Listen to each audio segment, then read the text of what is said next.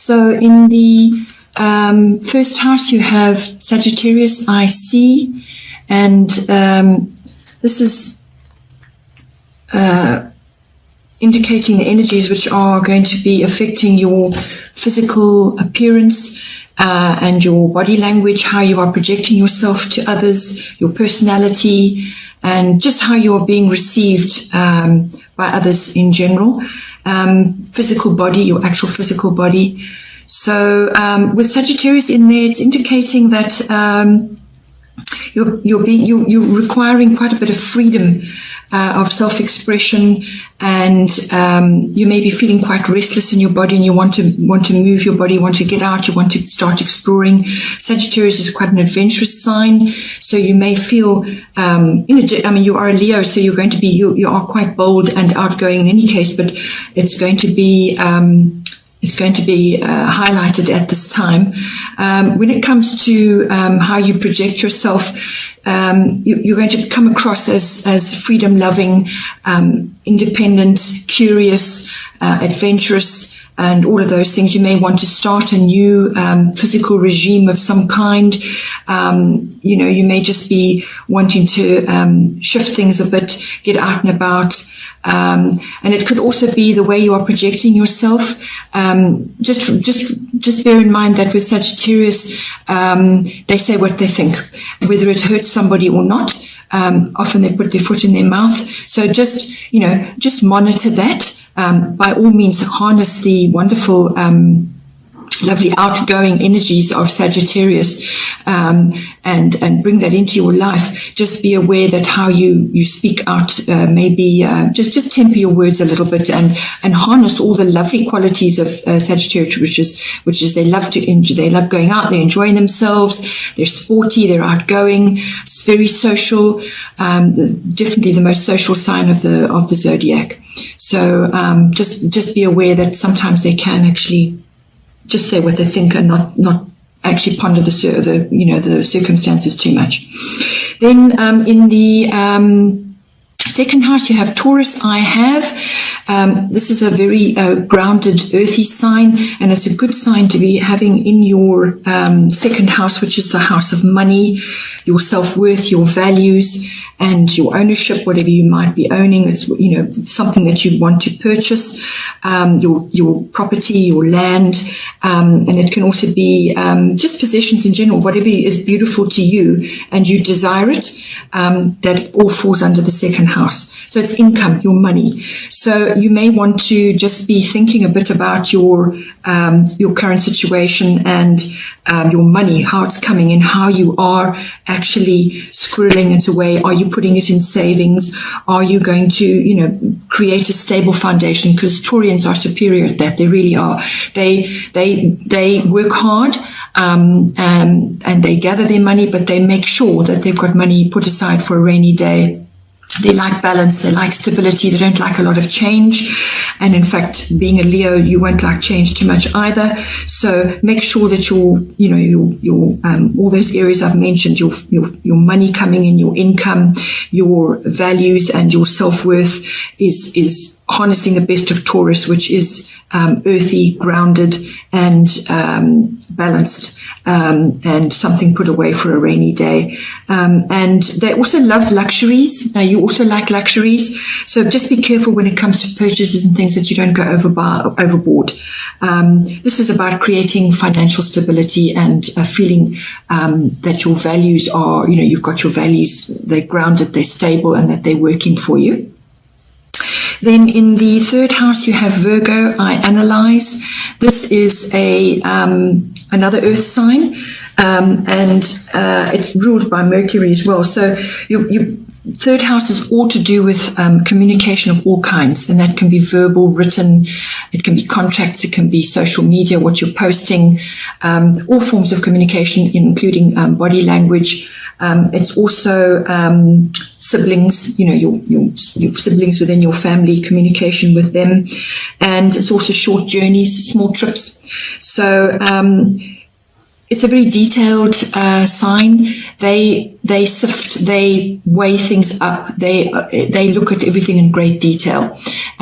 Sometimes you can go overboard and be too fastidious about everything and put a bit of a dampener on a situation. But I feel in this case, because it's appearing in your third house, if you're dealing with contracts of any kind, or any kind of documents, just make sure that you're casting an analytical eye over all of that, checking everything. And if you are not able, then give it to somebody who can do that for you, perhaps as a double check. But it's certainly a very analytical sign, and you're required to approach all your communication with detail and clear thinking, and to actually to look at things in a very clear-headed manner. So that's coming up for you in your third house. Then in your fourth house, you have the fire element, which is I desire. So this is a fiery aspect, and it's coming up in your fourth house, which is all to do with your home, your family, your ethnic identity, or your roots, your foundations. And specifically for your home, you may want to change things up there. You may be changing something already, or you may want to change things there. Either you want to redo it on the inside, change the interiors, or you may just be changing home completely. It may be quite a quick change because fire is quick, and it certainly does. It's all encompassing. You may just want to freshen up your home, bring in more fiery colors, the yellows, the oranges, the reds, and so on. And it could also be dealing with issues from your roots and your foundations, perhaps there's something that's come up from the past, something which you need to get clarity on and actually sort out. And this is going to give you the impetus to do that. So it's a very fiery element. It's a take action element, and you can expect some changes there. Then in the fifth house, you have part of fortune, which indicates increase. It covers quite a few things actually, but it's coming up in your fifth house, which is your house of creativity, children, love affairs, romance, having fun, sports, recreation of all kinds, gambling, all of those sort of pleasurable activities. So part of fortune is actually it's a part of the sky. It's a calculation, actually. It's not even a planet or anything like that. But what it does indicate is that you have perhaps some hidden talents, or talents that are now coming to the fore, perhaps have been latent. So you need to, part of fortune is all about something that you've overlooked, some sort of talents or some sort of abilities which perhaps you haven't used, or you haven't really focused on too much. Now is the time to do that, and it's falling into your fifth house of creativity. So if you are working on a creative project of some sort, not necessarily artistic, creativity is a different thing. So you can be artistic as well, but it's not a prerequisite for being creative. So you are a creative person in any case, being a Leo, so you're going to be harnessing that. But you may just be required to dig out perhaps something that you can do, but you've just never really focused on it, or you're just being asked to bring the creative angle really strongly into a creative project that you might be working on. And if it's for your children, they may be going through a few changes. They may be experiencing changes of some sort, and they may be looking at their talents and abilities and so on. So they're going to be possibly focusing on that, and your role is to assist them, to support them through all of that. It could also be an abundance of some sort coming in for you, some kind of harnessing of abundance, which can take many forms, not necessarily money. It can be really great friends. It can be very supportive family members. It can be something's been gifted to you. It can cover a wide range of things. So it's either coming in for you, or it's coming in for your children, or you're going to be seeing your children going through that. Or it could be that you are bringing romance in. Perhaps you've met somebody. This could also be a form of abundance from the universe. It's love, it's romance, it's all those pleasurable activities, love affairs. Later on, you get into the relationship field, but in this house, it's all about light-hearted love affairs, having fun, all those romantic, heady initial stages. And this could be a gift from the universe, or you've called it in, or your children are experiencing that, but it's some kind of abundance coming in, or it could be an overlooked talent which you now need to harness. And then in the 6th house, you have Uranus, and it covers genius amongst other things. Your 6th house is all to do with your health and your diet and your working day, your work colleagues and your workplace, also your projects that you're working on, whatever work project you're working on, mastery of your craft, whatever is your speciality. So having that in there is a very nice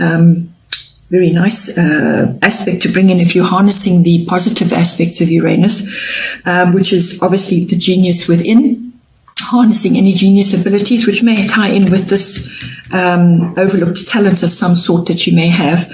So you're being asked to bring that in. It is also, Uranus covers all kinds of advanced tech, electronics, and just a very advanced futuristic tech almost. So that may be coming into your work project or to your work environment.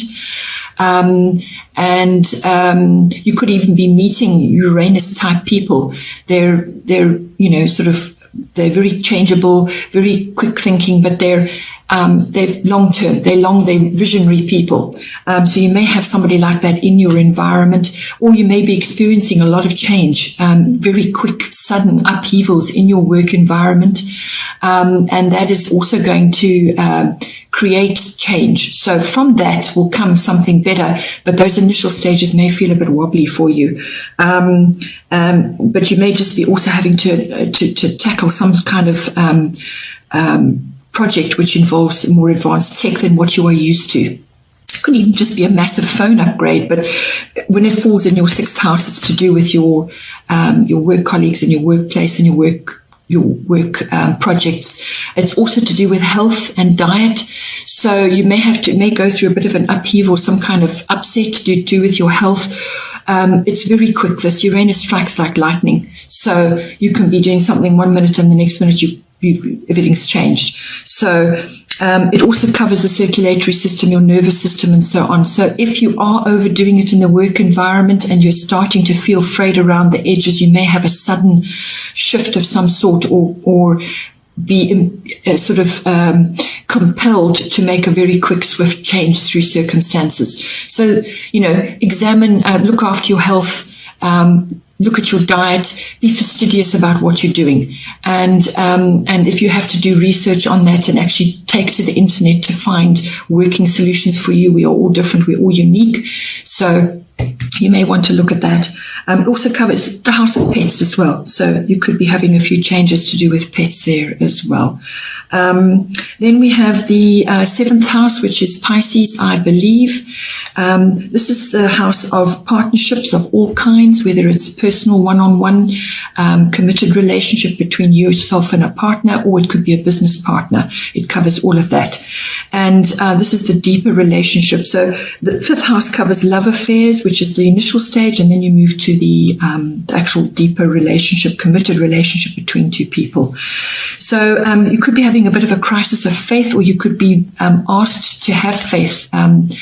Pisces, I believe, so those elements may be coming into your relationship, or you could be attracting somebody who is quite Piscean in their ways, their characteristics, and the way they are in a relationship. It could be quite a watery sensation. It can be lovely, it can be beautiful, it can be transcendent. Pisces is ruled by Neptune. There's a lot of imagination, a beautiful relating, actually. It could even signify somebody who's incredibly special. It could even be somebody really, really special in your life with a very deep connection. But there is always the other side of it. You could be involved with somebody who is grappling with perhaps your deeper relationship is a little bit confusing to you, or it's not clear, or there are issues of your relationship which are not clear. You may need to put boundaries in, because Pisces, they go with the flow. It's a water sign, and sometimes they can undo all the work that they've done. So just think about your own personal desires and needs, but you may have to surrender a few things for the greater good of the relationship. And especially if you've got Sagittarius appearing in your first house, this is your opposite of your seventh house. So how you are coming across to others is going to be very Sagittarian, outgoing, freedom loving. You may feel very restless, and yet in this relationship house you've got Pisces, which is all about going with the flow, plumbing the depths, and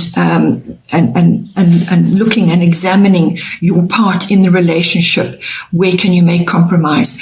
Where is it that there's no definition? So you may have to just look at all of that. And this applies obviously to a business partnership as well. But you could also just be required to have a bit of faith. And if this is somebody very special in your life, well, then you have to temper all the other aspects of yourself to best accommodate a higher relating, and not slip into drama and negativity or self-undoing. Then we have in your eighth house, which is Scorpio, I transform. This is in its own house, actually. Scorpio is the eighth house. So if you are involved in a transcendental kind of relationship, or a very deep relationship, which is going through all the Piscean issues, Scorpio, I transform, is going to require of you quite a bit of transformation when it comes to joint finances, anything shared between committed partners, your resources. There's going to be some sort of transformation going on there. Scorpio is all about sex and power and money, and also ego death and rebirth. So if you may have to look at this in a higher aspect when it comes to your deeper relationship. What is actually going on? Get clear about your part in the relationship, and so on, and then you will have clarity when it comes to knowing what to do with all these deeper issues between committed partners. So if you are not in a relationship, then this is just being a bit, bringing in the finer qualities of Pisces into any relationship that you may want to have. And then also transforming your views about sexuality and about sharing resources. And you may also be attracting a very passionate relationship as well. And also it could be, as I said, some sort of ego death and then transformation. This house also covers, as I said, money, but it's big money. It's things like inheritances, insurance, tax, and investments, other people's money. So you may be working in that environment, and you may be dealing with other people's money, and there's some kind of issue which is going to come to the surface, and it's going to require dealing with. It could also be significant loss or gain. So the death of something and the rebirth of another thing. So just make sure your ducks are in a row. If you're handling other people's money, just make sure your ducks are in a row, and that you're handling things with your feet on the ground, and with your integrity intact. But there's definitely transformation of some kind going on there. And that is, it's quite a deep house. There's a lot going on in that house. And all those issues, sex, money, power. You may be wielding a lot of power in a relationship, or your relationships with others, to do with money. And that requires some transformation. You may also, if it's a deeper relationship, there may be hidden at this time. It may not be public knowledge that you're in this relationship. Or something could come out as well to do with any of those issues. Then we have the ninth house, which is Jupiter. And this is all to do with abundance. And this is its own house as well. So a powerful place for it to be sitting. And the ninth house is all to do with international travel, so long distance travel. It's to do with publishing. It's to do with religion, your beliefs.